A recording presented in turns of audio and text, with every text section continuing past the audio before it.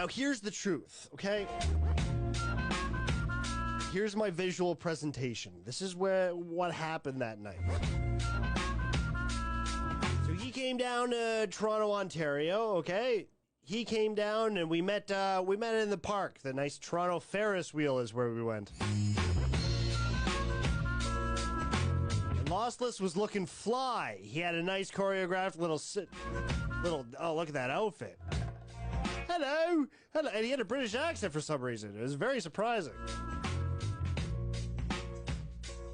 I mean, necessarily, I wouldn't wear a checkered jacket with a striped shirt, but he looked very... And the cowboy boots. What? How dashing and daring. Hello, I'm here in a country I'm not familiar with. But he looked dapper that night. And like I said, he looks tall. He is taller than he looks on stream. So then I show up. I was only a couple minutes late. I showed up in my wrestling shoes and my Zupas. I was a little shorter than him, I will admit, but we're still over 6 foot. But I was wider. I was like, oh, hey, what's up, bro? And he's like, whoa, what do you have planned for this evening? And then I was like, hey, bro, we're going to go on a night in the town. Come on, take my hand. And they're like, okay. And then we went out together. Okay, let's go over here. Yeah.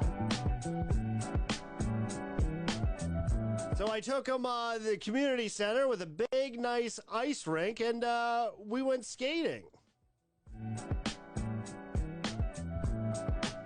I had ice skates on. And he brought in figure skates, and he was a much better figure skater than me.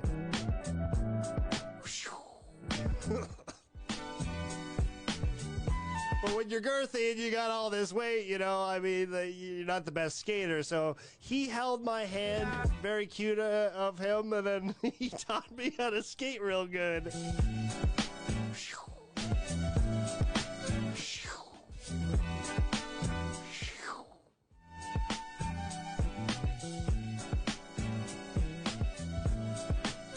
And then after that, he was hungry, so he requested that we go out to a Red Lobster. That was his choice.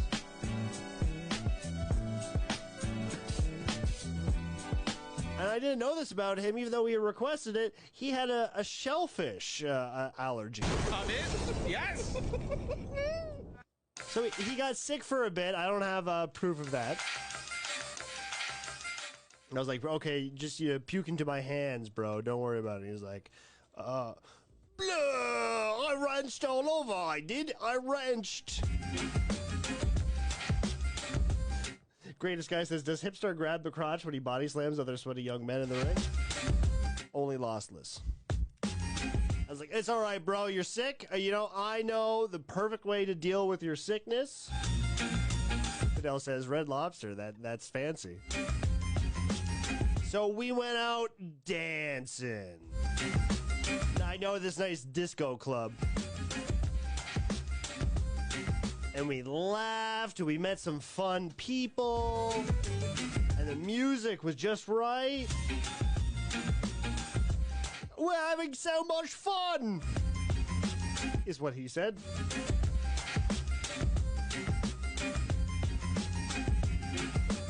And then it was one of those like, oh golly, look at the time. It's really late. Yeah, bro, I work at 6 a.m. Man, it's so nice that you have a bunch of viewers and you don't have to have a real job. And he was like, I know, right? I can stay up all night, but I was the one who initially said I was tired first. Yeah, I was like, okay, I guess that makes me the real man in this situation. Here, I'll drive you home. Come on, take my hand. So I took his hand and I escorted him out of the building.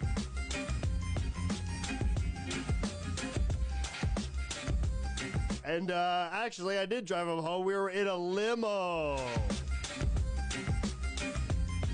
A nice limo, actually. And the limo got to my, even though we met in the park, He for some reason drove back to my apartment and parked there, and then we went out and had a night on the town. So we went back to my condo, and I was like, okay, do you want to come in? And he's like, actually, it's actually kind of late. I don't like to go in apartments of people I just met. It's like, hey, bro, it's not like that, okay? Or listen. It's like, okay, but honestly, and this is coming from him, and he might get mad at me for expressing this, but he did say this. I like to be pressured into it, almost like it was ripe. I was like, hey, dude, that's kind of fucked up, man. I don't know if you should. No, just like force it upon me. I do want to go upstairs because, like, I would love to, like, hang out and watch Steve Brule videos. Did you just say Steve Brule? I love Steve Brule. Oh, he's my favorite. And then that's how we bonded upon. But he wanted this role-playing scenario where I forced it upon him. So this is where the shooting came about, right? Then I had a super soaker. I was like, okay, everybody down. You come in my condo. Okay, platonically, come upstairs and nobody gets hurt. He's like, okay, yeah, now you're doing it right. Oh, yeah, this is absolutely crazy and great. I don't know why you're talking like this the entire time, but you come upstairs now, and we're going to hang out, and we're going to make popcorn, and we're going to watch all Steve Brule videos. And that is how my new best friend and I met.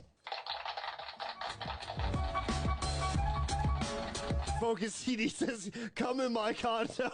Sounds like code for something. No. No, Beck says this is when it gets gay. No, we hung out.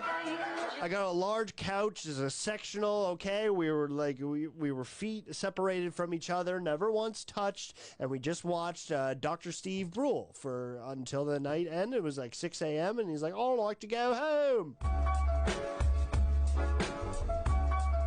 So again, you know, he wanted the scenario where he likes to be forced into doing things he's not necessarily comfortable with. Otherwise, I get it for a guy that's usually streaming. You know, he doesn't like to take these chances. He likes to stay in the comfort of his own studio and an apartment. I get it.